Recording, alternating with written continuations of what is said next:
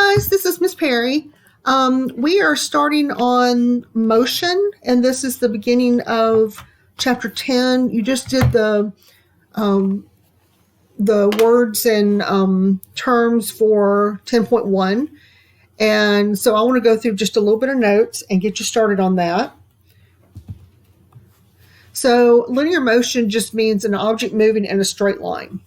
So an object at rest does not change its position, and that's with respect to its surroundings. So if you're looking at a car on the street and you look out the window and you see it next to the mailbox, then you look out the window again and it's down the street further. Well, you're looking at it in respect to its surroundings.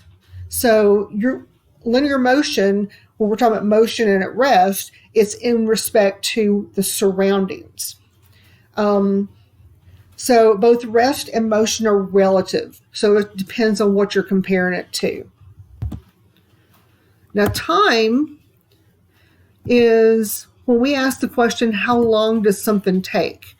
And we're not talking about length. We're talking about time in seconds, minutes, hours. The SI unit for time is seconds.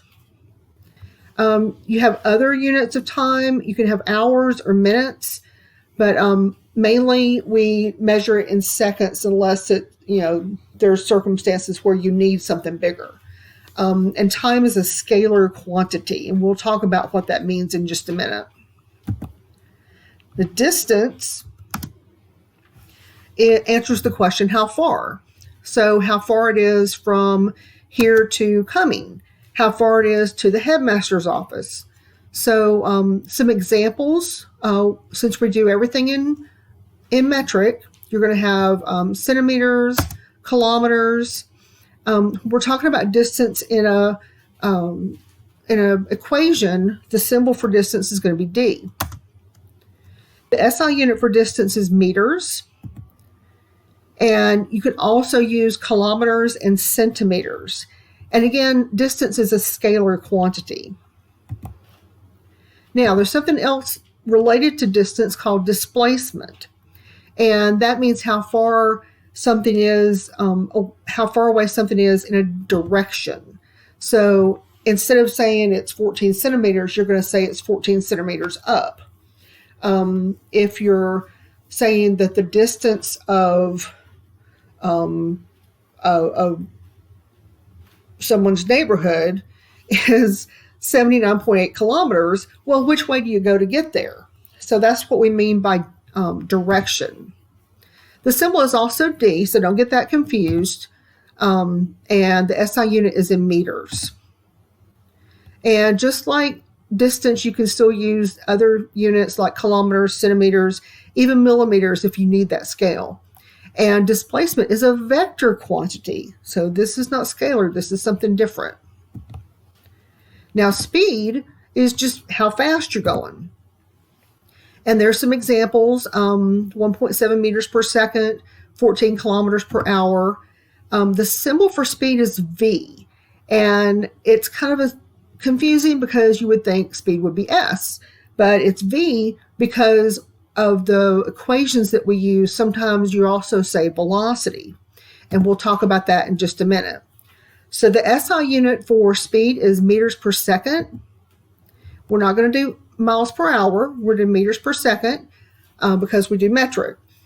The other unit that you might see is kilometers per hour, and speed is a scalar quantity. So here we see scalar again. Now here's velocity. So this is a lot like when you had distance and displacement. With speed and velocity, it's the same thing. Speed is how fast, velocity is how fast and in which direction. So when you're talking about a car went down the street 5 meters per second, well, it went south. You want to know which way it went. The symbol for velocity is V. And the SI unit is also meters per second. So it's very similar to speed, except that we're looking at direction. So if you're wondering, maybe we're looking at the scalar might be values that don't have direction. Maybe vector is a measure that has direction. So let's see what that turns out to be. Here we go, scalar versus vector. So scalar is magnitude only, and all that means is just the number, just the measurement that you're making with a unit. Now remember, you can't have numbers without units. You have to know what you're measuring. So a scalar quantity is how far, how fast, or how long. So some scalar quantities are distance, speed, and time. So examples would be 10 meters, 5 meters per second, and 12.5 seconds. So there's no direction with these. So this is all scalar quantities. Okay, so vectors are magnitude and direction. So you've got the number and the unit, and you're adding the direction to that. So some vector quantities are velocity and displacement, like we just talked about. So, and these are just some of the same examples where you have the magnitude and the direction. So that's the number and the unit and the direction. Those would be vector quantities.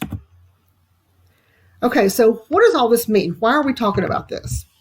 We're talking about motion. And if you remember at the beginning, I said something about motion is relative. So usually we have motion relative to the earth or the surroundings, like where we're standing, or the street or the house. So of course you're going to get some calculations because we already saw the hints of that. So I don't know if you've ever seen something called delta, and all that is just a little triangle. It's a Greek letter, and it just means a change in something. So if you're looking at the speed in kilometers per hour of a car that travels 35 kilometers in 30 minutes, this is the way it's going to look. Oops. That's the way it's going to look. So you're going to have the velocity, and that can either be speed or velocity itself. In this example, we're just talking about speed, the change in direction and distance, and then you have the change in time. You may not be using the change in the delta symbol. You're going to see a lot of it being just V equals D over T. So velocity is distance over time. So in this case, we had, what is the speed of a car that travels 35 kilometers in 30 minutes? So our distance is 35 kilometers. The time is 0.5 hours, and you know that an hour is 60 minutes, so 0.5 hours is 30 minutes. Then you're just going to divide it. And you know that your speed is 70 kilometers per hour. Okay, so let's do another one. This one has to do with velocity, because if you see a direction in here. So this is what is the speed in kilometers per hour of a car that travels 35 kilometers in 30 minutes toward the east. So what's its velocity? So back to our equation, speed is equal to distance divided by time. You're still going to calculate it the same way. So your distance is 35 kilometers, your time is half an hour, and you're getting 70 kilometers per hour. Well, this is what we just did. Why are we doing this again? Because we are looking at velocity. So it's still going to be 70 kilometers per hour, but it's toward the east. Okay, so that's the difference between speed and velocity. You're telling it which direction is it going. Okay, so one more. If a cheetah can maintain a speed of 25 meters per second for 15 seconds, how far will it travel? Okay, so when we're asking how far, we're not asking for speed, right? We're asking for distance. So we're just changing up the velocity is distance over time. This is the same equation, but we're saying distance is speed times time. And you're going to see this more when you do some practice problems. But if we're trying to find how far an object traveled, or I think it was our cheetah traveled, you've got the speed is 25 meters per second. The time is 15 seconds, okay? 15 seconds, and that is 375 meters. So that's just some examples of how you talk about motion. And then we're going to be doing some speed and velocity problems to kind of go through and get used to this formula. So I'm going to be giving you a worksheet, and I'll work a couple in the next video, and then we can see how you do. Okay, talk to you later. Bye.